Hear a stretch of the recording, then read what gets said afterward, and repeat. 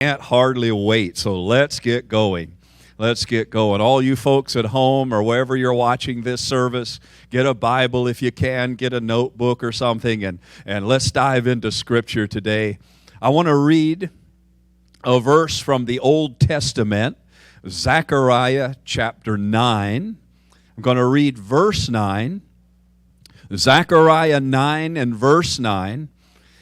I'll read this, we'll say a prayer, and then we're going to get into today's message. Zechariah 9, verse 9. Everybody got it? Rejoice greatly, O daughter of Zion. Shout, O daughter of Jerusalem. Behold, your king is coming to you. He is just and having salvation, lowly and riding on a donkey, a colt, the foal of a donkey. Let's say a prayer on this Palm Sunday. Father, thank you for what today represents. Right here in this verse of Scripture we just read. Help us to see the wonder of the beginning of this week. Help us to see how that wonder touches every heart, how it touches me. So as we worship and marvel at the immensity and the beyond description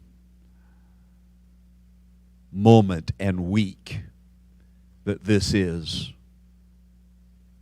we also are keenly aware that this is to touch this heart in this moment and for eternity. So we would say it like this: your kingdom come, your will be done on earth as it is in heaven. In Jesus' name, amen. Amen.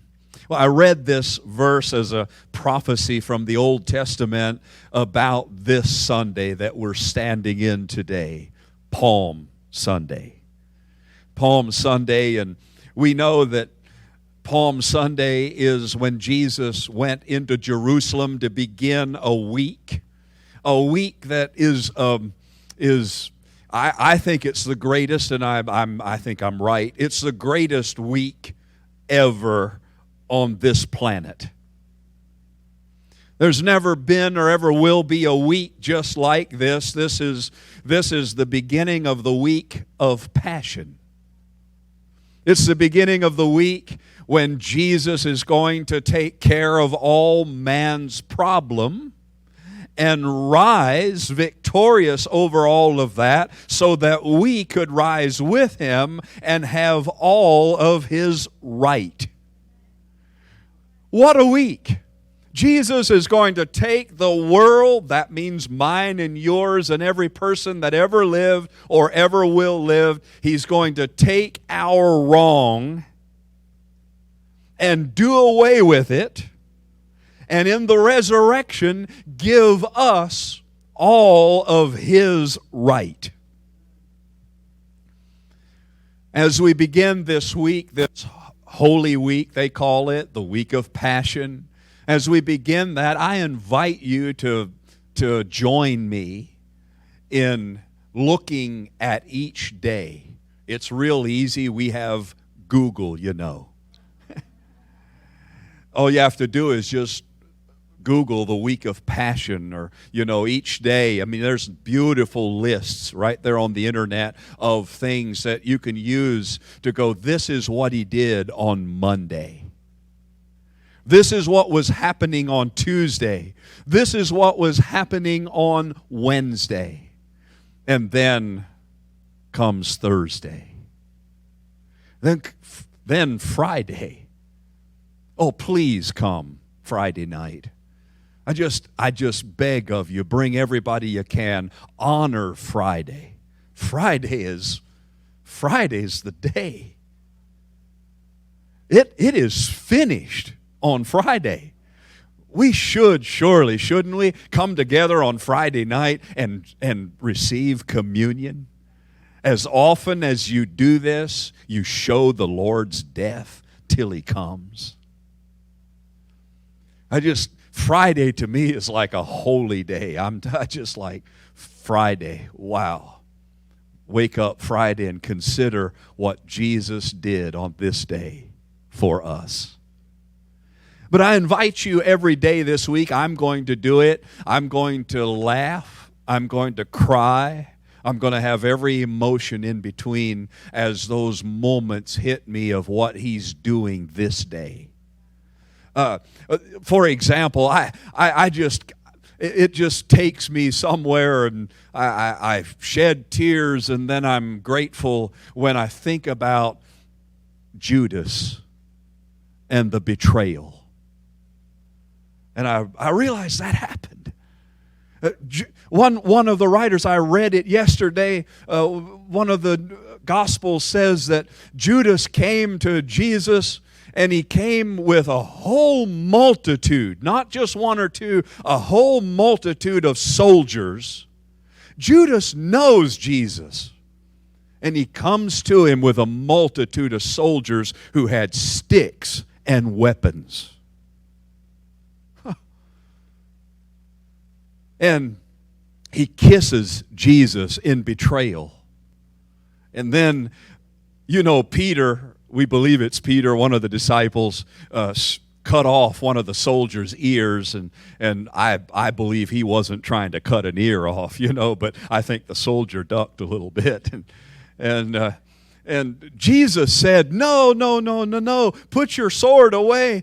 This isn't time for that kind of battle. I could talk to the Father right now, and 12 legions of angels, 12 armies would come and deliver me right now. But He didn't open His mouth and was led away as a sheep to the slaughter so that Isaiah 53, you and I, would have redemption. So Jesus is standing. Can you imagine the willpower to do this for us? He could open His mouth and go, Father, I want to be delivered. And angels would have swooped in and taken care of the whole problem. And He kept His mouth shut. That's why next Sunday, next week, all next week's theme is going to be Encounter Love. Encounter Love. Jesus loves us, doesn't He? That's this week. Well, today is Palm Sunday, and I want to go to that story. And, the title of today's message is, It's Prayer Time. It's prayer time. A title you can remember and remember this sermon by. It's prayer time. And let's read the story, Matthew chapter 21, verse 1 through 14. Matthew 21, verse 1 through 14. If you want to follow in my translation, New King James Version, you can just read it on the screen, or you can follow in your Bible. Here it is. Now when they drew near Jerusalem, came to Bethphage at the Mount of Olives, then Jesus sent 2 disciples, saying to them, Go into the village opposite you, and immediately you will find a donkey tied and a colt with her. Loose them and bring them to me. If anyone says anything to you, you shall say, The Lord has need of them. And immediately He will send them. All this was done that it might be fulfilled, which was spoken by the prophet, saying, Tell the daughter of Zion, behold, your king is coming to you, lowly, and sitting on a donkey, a colt, the foal of a donkey. That's what we just read. Matthew verse 21, verse 6. Now, so the disciples went and did as Jesus commanded them. They brought the donkey and the colt, laid their clothes on them, and set him on them. And a very great multitude spread their clothes on the road. Others cut down branches from the trees and spread them on the road. Then the multitudes who went before and those who followed cried out, saying, Hosanna to the Son of David! Blessed is He who comes in the name of the Lord! Hosanna in the highest. And when he had come into Jerusalem, all the city was moved, saying, Who is this? So the multitude said, This is Jesus, the prophet from Nazareth of Galilee. Then Jesus went into the temple of God and drove out all those who bought and sold in the temple and overturned the tables of the money changers and the seats of those who sold doves. And he said to them, It is written, My house shall be called a house of prayer. But you have made it a den of thieves. Then the blind and the lame came to him in the temple, and he healed them.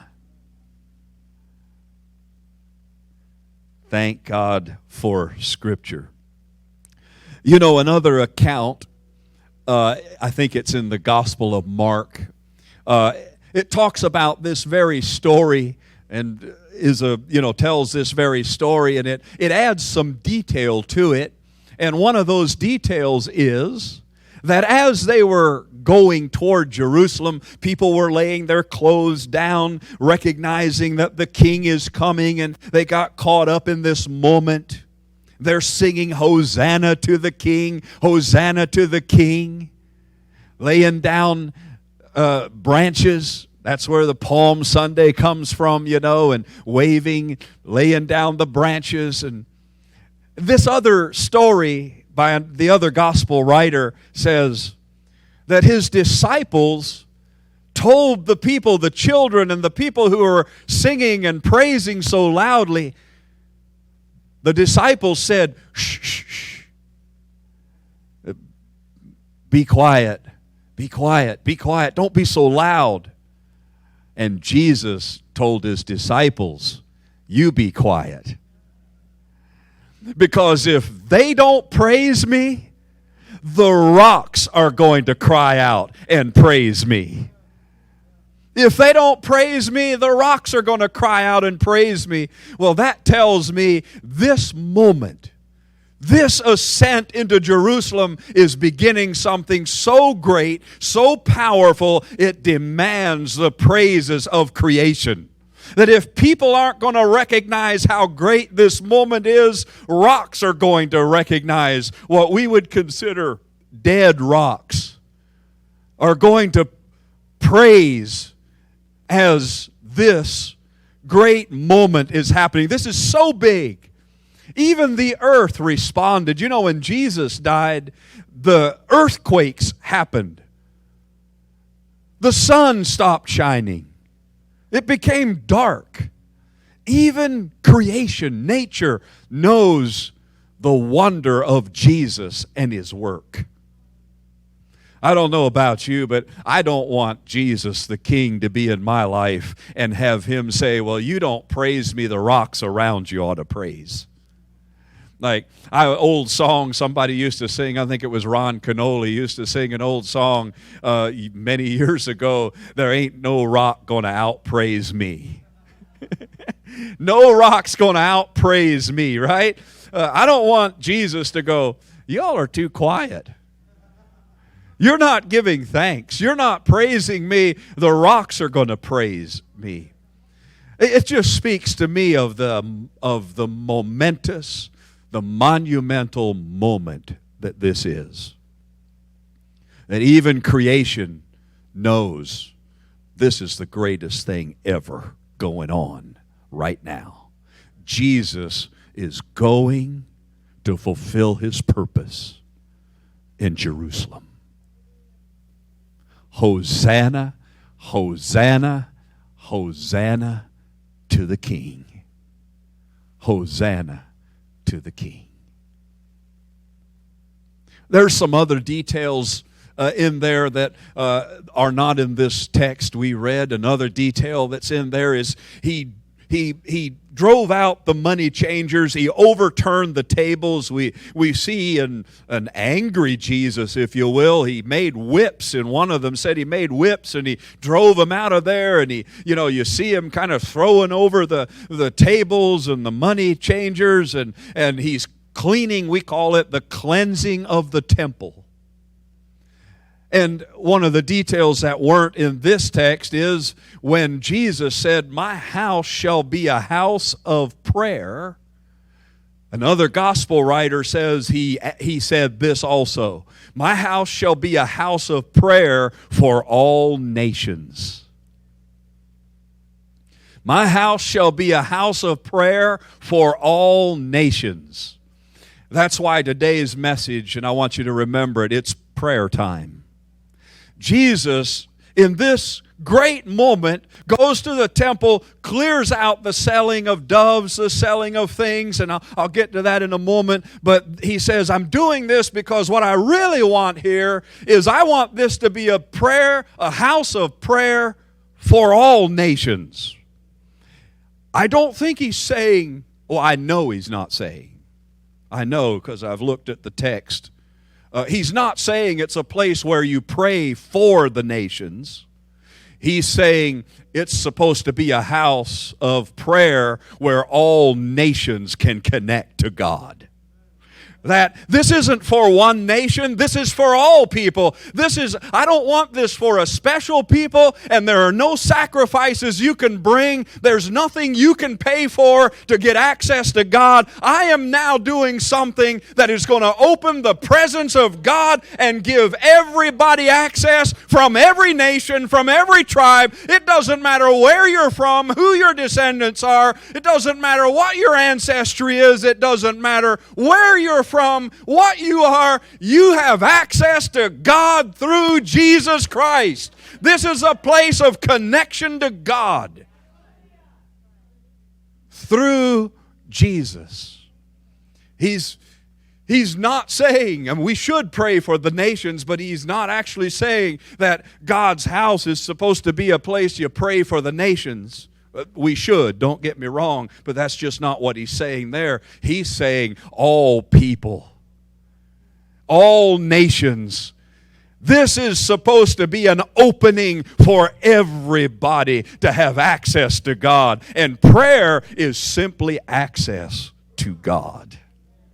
Prayer is not something complicated. It's time with God. And I'm going to get here. These are the things I want to finish up with today. Prayer. It's prayer time. So Jesus goes to Jerusalem and does his work. He's going there to do something for us. And he says, because of what I'm going to do, I'm adding this, of course, because we understand what he's going to do. He's going to the temple and going, it's prayer time. It's time for connection to God without anything you can pay for. And Jesus always got angry at only really one thing. Does anybody know what that is? You see Jesus pretty angry several times in Scripture. What does he get angry at? People standing between other people and their access to God. That's the thing that ticked off Jesus.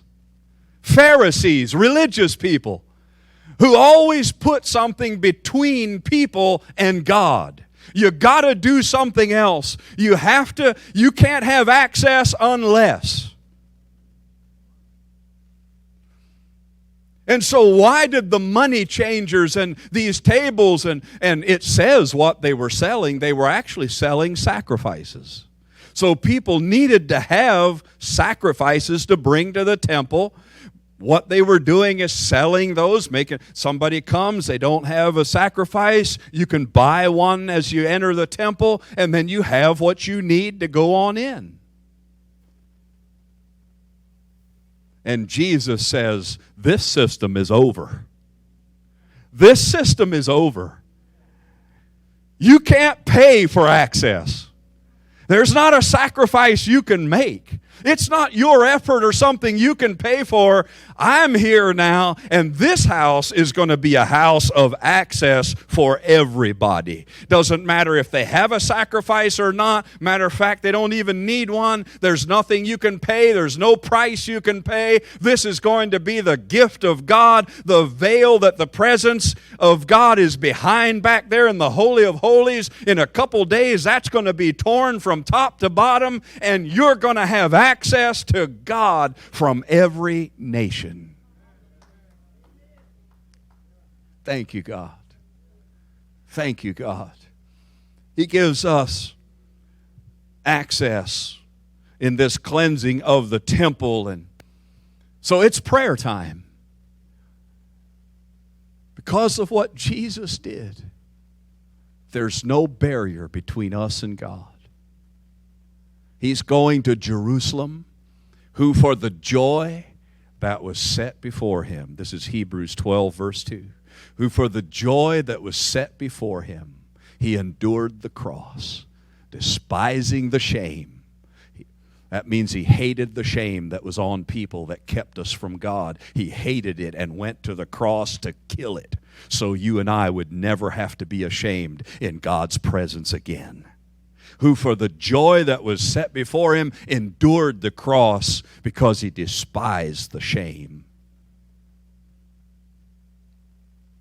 Now we, looking unto him, the author and finisher of our faith, we don't have to be ashamed in God's presence anymore. Thank you, Jesus. He's with us. It's prayer time. So he goes to that temple and says, it's time for everybody to have access to God. Not a priest, not after special rituals, not just somebody representing you, not the presence of God kind of hidden from sinful man and only through certain rituals that are all types and shadows of Jesus. Can somebody really enter into the Holy of Holies? But now my house, it's going to be a house of prayer. John 14, it's going to be a house I prepare for you. In my Father's house are many mansions. If it were not so, I would have told you. I go and prepare a place for you. And if I go and prepare a place for you, I'll come again and receive you to myself, that where I am, there you will be also. This house I'm preparing for you is the same access to God as I have. It's the same room in the same house I've always had, this oneness with God. You're going to have that same thing through what I'm doing for you.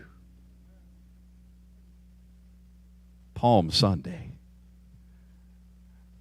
He goes up there to announce it's prayer time. It's fellowship time with God. It's access time.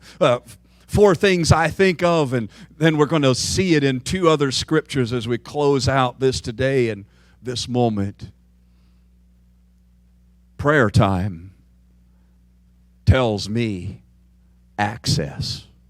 Now, these 4 things, I see them in Jesus. I see them in other scriptures. I see them in the scriptures we're going to finish with. I want to tell them to you and into your heart so that you can live this. You're not looking for God's presence. We don't go to church to get to His presence. Although His presence is here, you're now that house. Church is just a representation of all of us together, but you and I individually are the house. The church is His house. We together are His house. So you have this with you all the time. You don't have to go to a temple in Jerusalem. You don't even have to go to church to know this. You'll want to go to church because you want to experience this together and in a corporate way, and you want what church has to offer, but it's not about whether you have it or not. You are also the house of God. Your house is to be a house of prayer. And what does that mean? It's prayer time. You have access to God. You have access to God, and you have presence. You have God's presence, and you have help. and you have strength. I've compiled these 4 because they seem to sum up what God is always offering and how Scripture portrays the presence and access to God. Like if you can get to God, if you have access, in your presence is fullness of joy. He wants to be with us. The most cruel, devastating words in Scripture are on Good Friday when Jesus is hanging on the cross. The most agonizing words in all of the Bible are Jesus, who has eternally been in the presence and one with God. And he cries out in agony, my God, why have you forsaken me? Well, we know he was forsaken because of our sin. And he wasn't just a substitute for our sin, by the way. We were actually in him. We died on that cross. He substitute what we are transferred to him, and he took all of us with him to that cross, and you and I died there in the rejection of God that we've always lived under in sin. But thank God he cried those words out on our behalf and as us, paying the penalty for sin that had to be paid by us, and we did it through him. So that you and I will never have to ever say, where is God? But we can always say, now and eternally, my God never forsakes me. My God never leaves me. My God never forsakes me. He is always with me. Like the psalmist of old, if I make my bed in hell, that means in trouble, in the deepest, darkest place. It doesn't matter where I'm at. It doesn't matter what I'm going through. My God is always with me. It's prayer time. I have his presence. I have access to him. Come boldly to the throne of grace and receive mercy to help in time of need. I have access to God all the time, and I have his presence with me because there's no sacrifice anymore. There's no price. It's all been paid. And my house, you and I, and the church, God's house, is a house of access for all nations. Woo! I have access, I have presence, and I have help. You see it all throughout Scripture. Old Testament patriarchs, promises of God, Jesus' example, all of these things. And we see it. If God is with us, we have help. If Jesus is with us, you can be sinking in the water like Peter was and cry out, help! And Jesus reaches out his hand and lifts me up. I have God with me 24/7 and eternally. I always have help. The Lord is my help. The Lord is my helper. Whom shall I fear? God is with me. Though I go down in the gutter, he lifts me up. He's the rock of my salvation. God is my helper. God is my strength. We see it in the example of Jesus. He's walking on earth, fulfilling his earthly ministry, and it says in the Gospels that he would at night go into the mountains alone or into the desert alone to be with the Father. He would spend the night in prayer to be with the Father, and he would come back strengthened. He would come back knowing what to do. He would come back ready to do God's plan and God's will. If Jesus needed to do that as a human, as God come in the flesh, then how much more do we need to do that? And it may not even be those special times. It may be that I'm just aware that I'm with Him and He's with me. You can say it in my words if you want to borrow them. I said them, if I didn't say them once, I said them 1,000 times already this morning. I'm in God, and God is in me. I'm in God. I was driving to church this morning, and I said, I'm in God, and God is in me. I'm in God, and God is in me. Come on, let's say it together. You believe that? He's with you, aren't you? I'm in God, and God is in me. Man, that does something to you. It strengthens you just saying it. And just saying it causes you to know, I got help. It doesn't matter what I'm going through, what's going on. I have help because God is with me. I'm in God, and God's with me. I have access, and I have presence. I have help. Isaiah 40, one of my favorite Old Testament scriptures. Haven't you heard? God doesn't get tired. He doesn't get weary. He's created the world. He holds the waters of the sea in the palm of His hand. You can't liken Him to anybody or anything. You can't make an idol that even comes close to representing Him. There's nothing that you can compare Him to. He's so marvelous. He's so great. He's so beyond comprehension. You cannot describe Him. You cannot outfathom Him. You cannot comprehend how eternal, how massive, how immense, how powerful, how all-knowing, how amazing, how wonderful, how glorious is our God. You cannot even fathom or even begin to describe. And then I love it because Isaiah, it's what just breaks me in love for God is He's God. And those who wait upon the Lord shall renew their strength. They shall mount up with wings like eagles. They shall run and not grow weary. They shall walk and not faint. We can run and fulfill our purpose. We can walk in our daily walk of life that wants to get us weary. And this God who holds the water in the palm of His hand, this God who created everything, this God who is indescribable, strengthens me in my walk and in my race. I'm just tired because life is just so tough.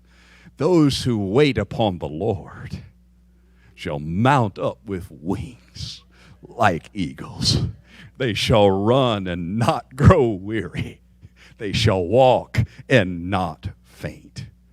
You can read the Psalms. You can look at the stories of the Bible.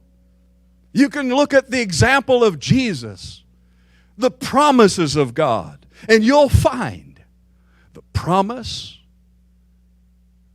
the stories, the life of people in God's presence. Moses said, I know you want me to do this. I know you want me to deliver your people. But if you don't go with me, I'm not going. If I don't have your presence, I'm not going. Because if I don't have you, if I don't have access, if your presence isn't on me and with me, if you don't help me, if you don't strengthen me, I'm done. There's no way I can do this. But Jesus rode into Jerusalem to turn over every system that stands between people and God. Our access, His presence, our help, our strength, and said, this is now prayer time. You can fellowship with God because of what I'm going to do. Oh, hallelujah. Would you take these thoughts and go with me to two of the most famous, popular, well-known scriptures in the Bible? Would you look for this and let God minister and let us minister this back to Him? We're in His presence. I'm in His presence. Or as I say it, I'm in God and God is in me. So in an awareness of that, would you go to these two really famous scriptures? We all know them, and you'll see all four of these things right there. And then you can meditate on this and take it with you as it ministers this to you this week and all of your life and future. You know what they are, don't you? It's the Lord's Prayer and Psalm 23. Now, since I've described this to you and said this thing is open, this temple is open, the house of God is now a house of access to God for all nations, for everybody, then look at these two messianic, Psalm 23, messianic psalm, and then the Lord's Prayer that He gave us as an example. Let's start with the Lord's Prayer, Matthew 6. And I don't know what translation you might be using. I'm using New King James Version, so it's a little modernized from, older terminology. But so if you want to, and I'd like for you to actually just look at the screens and let's pray these or say these together. So we can just have the wording the same or whatever's meaningful to you. But I invite you to do that if you'd like or can. So here we are. Let's actually read these together kind of slowly with our hearts, just allowing our hearts to rejoice in this invitation to prayer, fellowship with God. Just think of the beginning of this prayer. Our Father. Access. Presence. Okay, let's go. In this manner, therefore, pray. Okay, 1, 2, 3, let's go. Our Father in heaven, hallowed be your name. Your kingdom come. Your will be done on earth as it is in heaven. Give us this day our daily bread, and forgive us our debts as we forgive our debtors. And do not lead us into temptation, but deliver us from the evil one.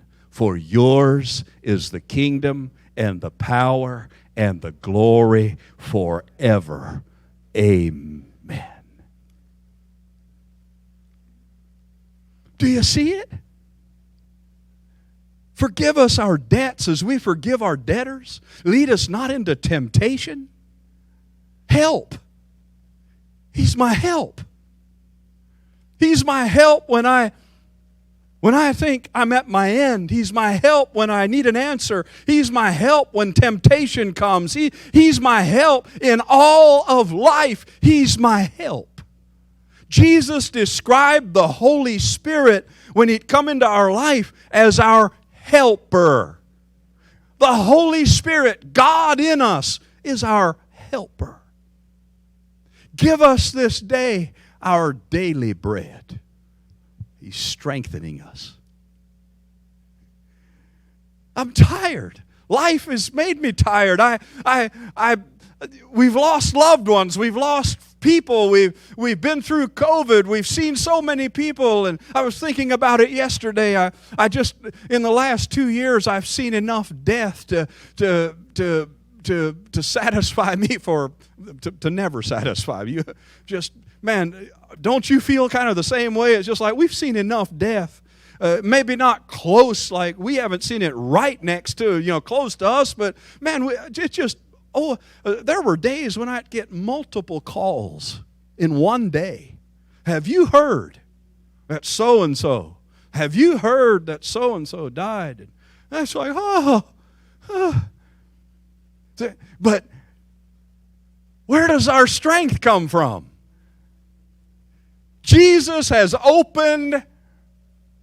has opened the Ark of the Covenant. And there is bread. There is supernatural manna from heaven. We get to eat from bread that comes from God. He is our strength. He's our help in everything, and He's our strength. You may never pray this prayer the same again. Our Father, access, presence, help. Lead us not into temptation. Deliver us from evil. Help us. Feed us with your daily bread. Strengthen me according to your word. Feed me with heavenly food. Strengthen me with the way that only God can strengthen me. I pray it over us right now. Strengthen us like only you can strengthen us. Strengthen us in a post-COVID world. Strengthen us in the world we live in. Strengthen us in our personal moments, in our trials, in our own time. Strengthen us, God, according to your word. Feed me and strengthen me now in Jesus' name. And Psalm 23. Psalm 23. You probably don't even need to look, but here's this, New King James. So let's look at the wording here. Are you ready? It's prayer time. Access, presence, help, and strength. You'll see it right here. The Lord is my shepherd. I shall not want. He makes me to lie down in green pastures. He leads me beside the still waters. He restores my soul. He leads me in the paths of righteousness for His name's sake. Yea, though I walk through the valley of the shadow of death, I will fear no evil, for you are with me. Your rod, your staff, they comfort me.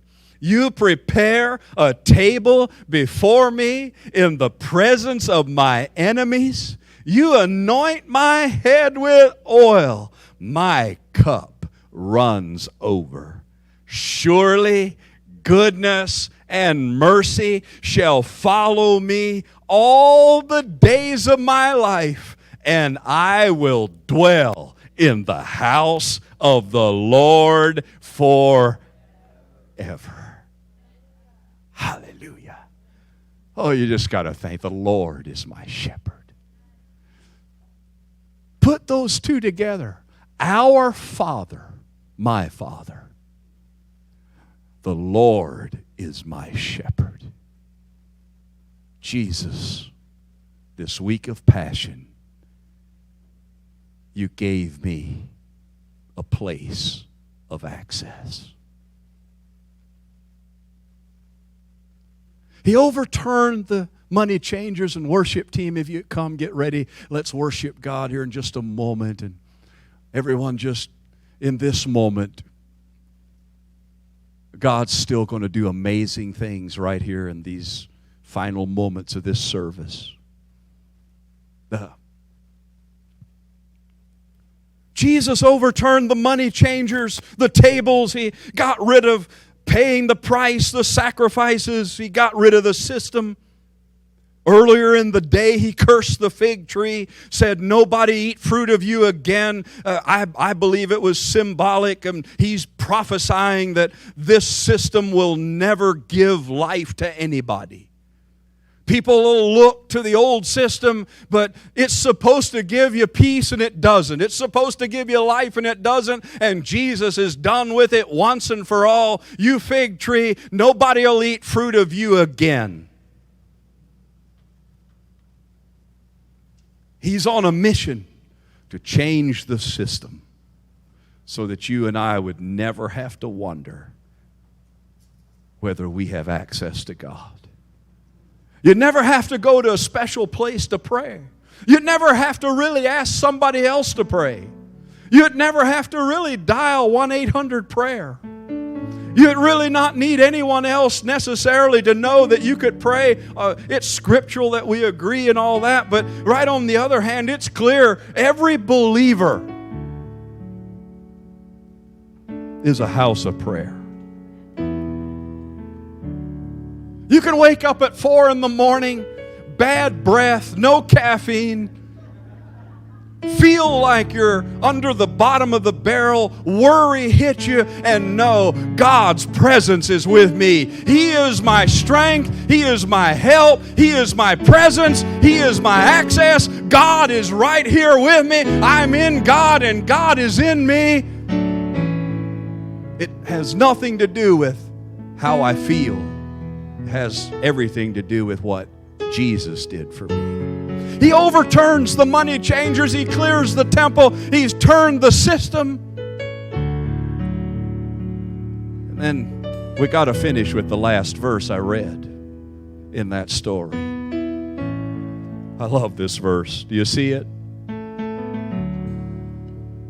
Then the blind and the lame came to him in the temple, and he healed them. The blind and the lame came to him because our wholeness is not in the sacrifices. Our wholeness isn't in what we can pay for. Our wholeness is in Jesus and the presence of God. We don't need the world to fix it for us. We don't need things to be just right around us. If I have the presence of God,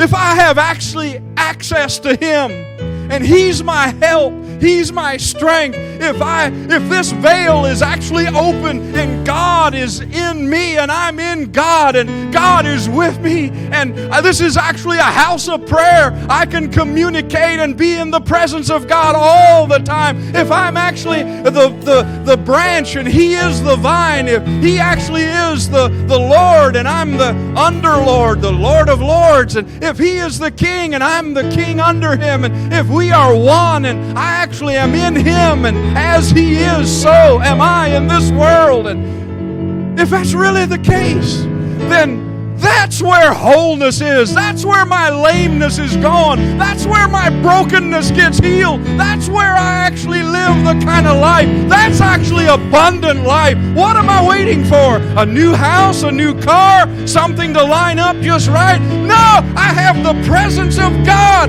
God is with me. I'm in God and God is in me. And in Him is my wholeness. In Him is my eternal life. In Him is my abundant life. I am free. I am free. You can put my body in prison and I'm still free. You can do whatever you want. You can tell me something, but I'm free in Christ, because